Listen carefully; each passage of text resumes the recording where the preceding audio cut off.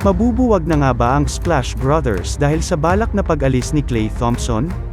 Sa buong career nina Steph Curry at Klay ay magkasama na sila pero mukhang mapuputol na ata ito sa panliligaw ni LeBron James.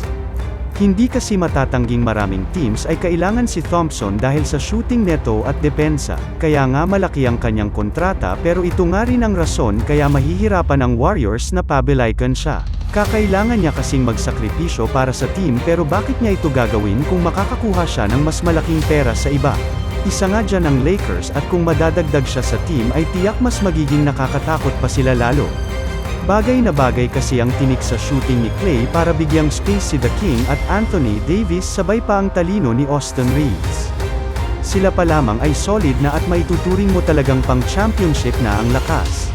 Pero sa tingin mo ba pipiliin ni Klay Thompson ang Lakers kesa sa Warriors? Comment down below.